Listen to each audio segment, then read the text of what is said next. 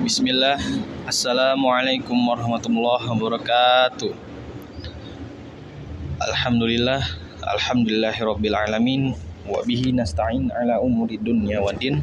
Wassalatu wassalamu ala asrofil anbiya'i wal mursalin wa ala alihi wa sahbihi ajmain, amma ba'du. Pertama-tama yang terhormat dosen pengampu Dr. Ahmad Alim MA. Di sini saya Yusra Ginari Sadewa, mahasiswa Prodi Ilmu Al-Quran dan Tafsir Universitas Ibnu Khaldun Bogor, ingin menyampaikan tugas ujian tengah semester, yaitu metodologi tafsir tematik. Kita mulai dari pokok pembahasan.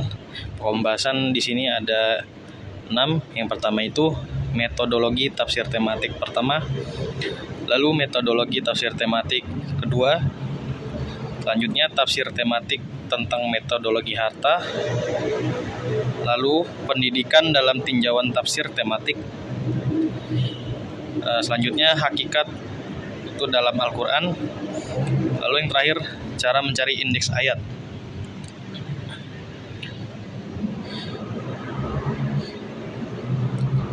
Kita mulai di metodologi tafsir tematik pertama dan kedua. Di sini ada manfaat dan problem dalam menafsirkan. Lalu ada yang pertama, manfaat metodologi tafsir tematik. Belajar tafsir tematik ini kita akan belajar dan kita akan bisa menafsirkan dan memahami Al-Quran secara tematik atau dengan tema tertentu. Dan tafsir tematik ini memudahkan kita dalam memahami persoalan yang muncul belakang al-qadayah al-mu'assirah ataupun isu-isu kontemporer yang membutuhkan jawaban dengan pendekatan tafsir tematik karena bersifat praktis. Jadi tafsir tematik ini bersifat praktis karena hanya membahas satu tema yang dibahas, lalu karena itu pembahasannya tidak akan menjauh dari tema yang dibahas. Lalu kedua, ini ada problem dalam menafsirkan. Menafsirkan Al-Quran jika tidak didasarkan ilmu ini akan berbahaya hanya di kalangan mencoba menafsirkan Al-Quran atau hanya bermodal perasaan dan pengalaman pribadi yang tidak berdasarkan ilmu sehingga melakukan cocokologi. Jadi maksudnya di sini cocokologi ini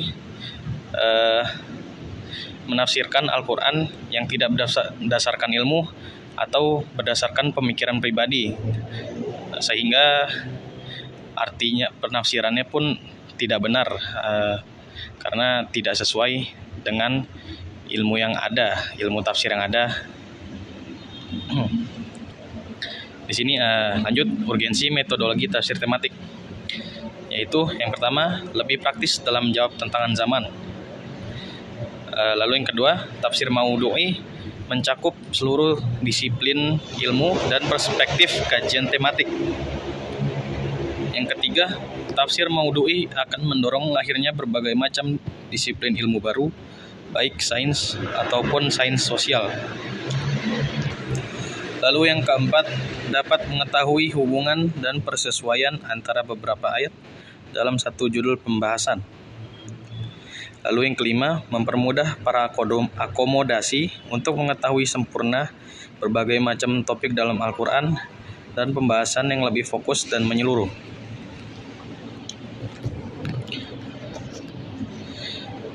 Kita masuk ke dalam sejarah tafsir tematik. Tafsir tematik ini bukanlah sebuah kajian yang baru dalam Islam. Peletakan dasar-dasar tafsir tematik atau maudu'i ini telah dimulai sejak zaman Rasulullah SAW, yaitu ketika beliau menafsirkan dengan ayat-ayat yang lainnya yang semisal. Sebagai contoh, ketika Rasulullah SAW menafsirkan surat Al-An'am ayat 82 tentang konsep jiwa, bahkan jiwa akan tenang jika tercampur kezaliman. Maka sahabat bertanya, apa yang dimaksud kezaliman dalam ayat tersebut, ya Rasul. Faktor yang melatar belakangi lahirnya tafsir maudhu'i dikarenakan minimnya rasa kepedulian pada masa lalu untuk menafsirkan Al-Quran secara tematik atau maudhu'i, dan ada baru adanya kesadaran serta perhatian pada masa kini untuk menafsirkan Al-Quran dengan tema atau topik. Lalu di sini ada contoh Al-An'am ayat 82 yang berhubungan langsung dengan Luqman ayat 13. Lalu ada Al-An'am ayat 59 yang berhubungan juga dengan Luqman ayat 34.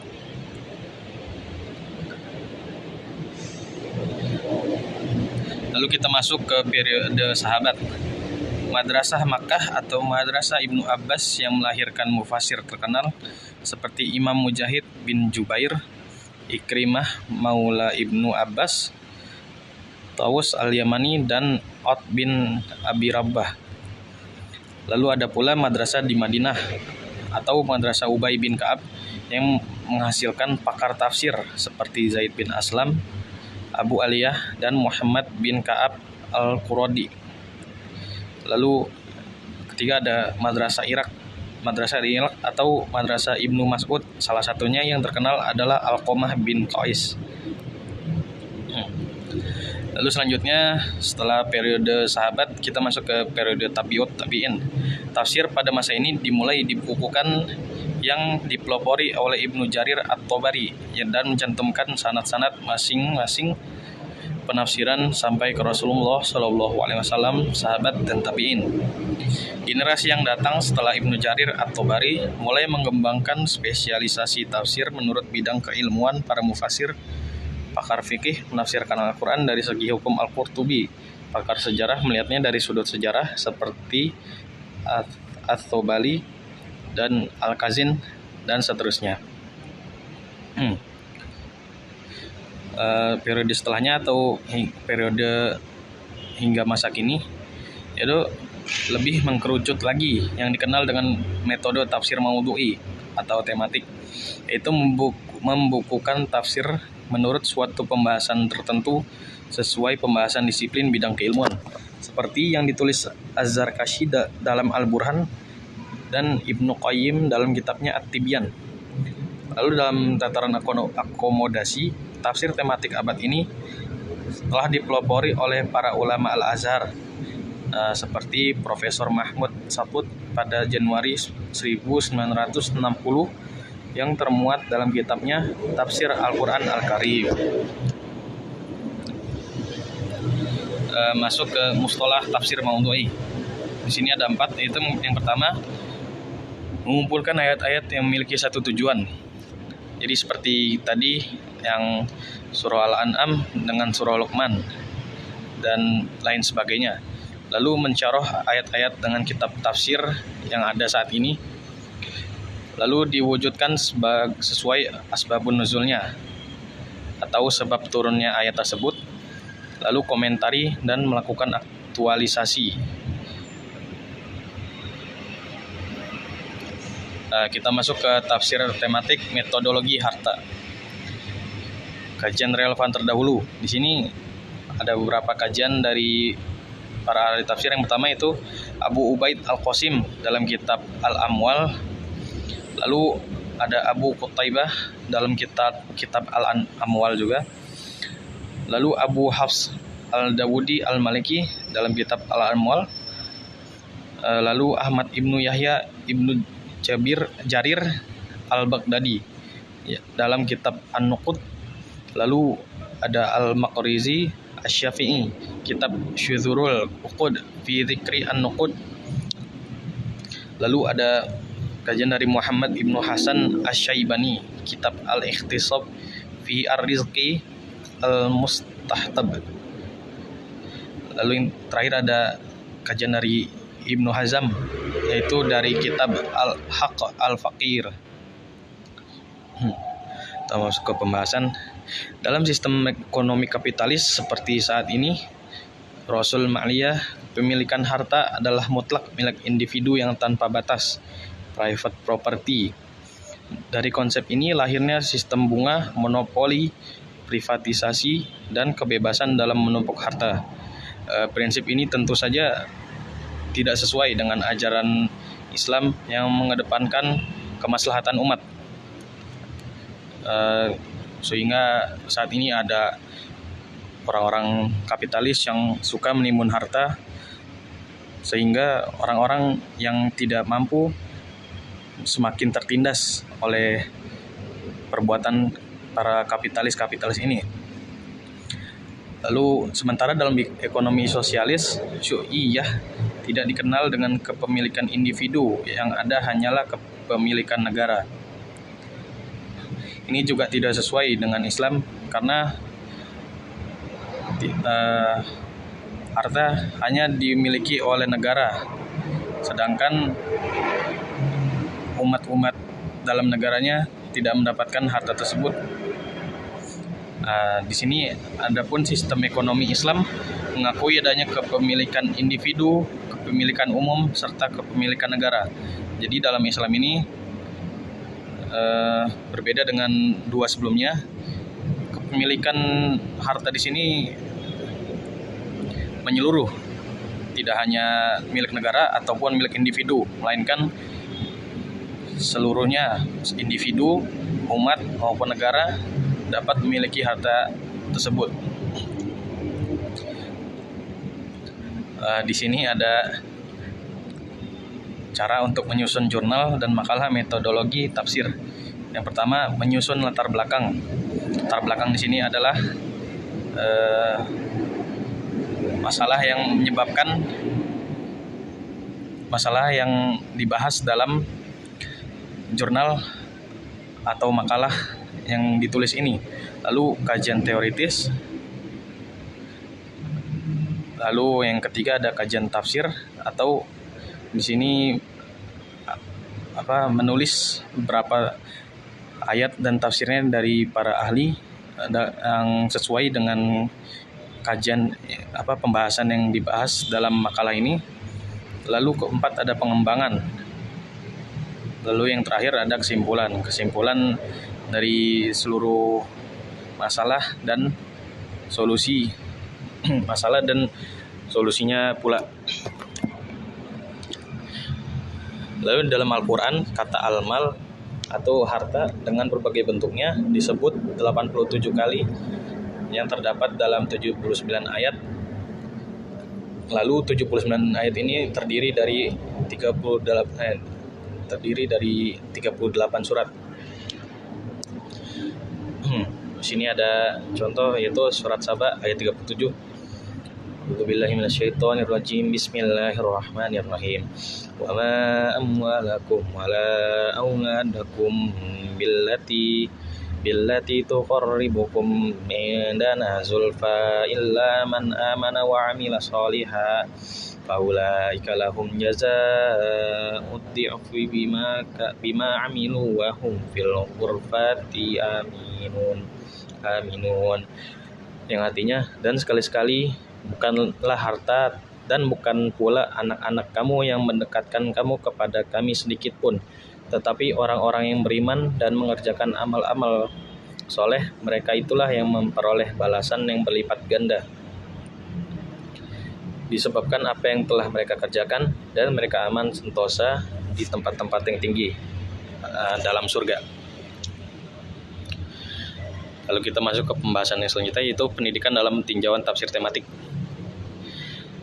Di sini ada problematika pendidikan. Yang pertama itu, kemerosotan umat Islam berawal dari kemerosotan di bidang ilmu. Jadi beberapa masalah dalam umat Islam saat ini tentu saja disebabkan oleh kurangnya umat Islam dalam menuntut ilmu, sehingga tidak dapat memecahkan masalah-masalah kehidupan yang terjadi saat ini. Lalu ada disorientasi dalam mencari ilmu, atau disorientasi mencari ilmu itu salahnya tujuan dalam mencari ilmu, atau caranya pun salah. Lalu yang ketiga itu cengkeraman peradaban barat mewariskan dikotomi ilmu antara sains dan knowledge atau pengetahuan, atau antara agama dan umum. Jadi di sini barat kaum barat ini menyalahi cara pembelajaran Islam dengan cara memisahkan antara agama dan ilmu, sehingga ilmu yang didapatkan itu tidak sesuai dengan ajaran agama, sehingga ilmu itu pun kurang benar gitu, karena tidak sesuai dengan Islam. Jadi di sini Islam tidak dijadikan pedoman dalam menuntut ilmu. Lalu lanjut ke tafsir tematik istilah-istilah makna tarbiyah. Di sini ada mustalahal tarbiyah. Yang pertama itu al-islah, kedua al-akhlaq, yang ketiga ada al-tansyiah, yang keempat adalah ada tazkiyah, yang kelima ada yang keenam ada ta'lim, yang ketujuh ada ad-daib, yang kedelapan ada tatahir, lalu yang kesembilan ada al-irsyad. Secara bahasa, tarbiyah ini bermakna an-nahu atau tiupan. Lalu ar-ruh itu artinya jiwa yang dengannya badan menjadi hidup. Sini ada makna-makna ar-ruh. Yang pertama itu al-burhan atau bukti kebenaran. Lalu an-nafs, jiwa manusia. Al-wahyu atau wahyu, Jibril alaihissalam. Jadi ar-ruh di sini dapat diartikan sebagai Jibril alaihissalam atau malaikat Jibril alaihissalam. Lalu ada yang kelima, amrun nubuwah atau perintah atau urusan kenabian. Perkataan ar-ruh disebutkan dalam Al-Quran sebanyak 21 kali. Lanjut penafsiran Al-Mawardi tentang Ruhul Qudus. Yang pertama ini kami berikan bukti-bukti yang jelas berupa Injil. Yang kedua berupa mukjizat. Jadi salah satu mukjizat Nabi Isa dengan izin Allah, Nabi Isa menghidupkan orang mati, kemudian orang yang sudah dicabut ruhnya kemudian dikembalikan lagi oleh Nabi Isa dengan izin Allah. Itu disebut Ruhul Qudus atau makna yang kedua. Lalu terakhir ada suci. Jadi maksudnya Ruhul Qudus ini suci. Ini ada beberapa cara untuk mencari indeks ayat. Yang pertama itu dengan menentukan tema. Jadi kita menentukan tema ayat apa yang akan kita cari gitu dalam Quran, seperti tema harta atau keluarga atau politik dan sebagainya. Lalu yang kedua mengumpulkan ayat baik dengan isim dan fiil, 3 ayat-ayatnya. Yang keempat dikaji dan dicari tafsirnya. Lalu yang kelima ada menyusun sistematika penulisannya. Wallahu a'lam bishawab. Cukup sekian presentasi dari saya. Kurang lebihnya mohon dimaafkan karena yang salah datangnya dari saya sendiri, lalu yang benar hanya milik Allah Subhanahu wa taala. Billahi taufiq wal hidayah. Wassalamualaikum warahmatullahi wabarakatuh.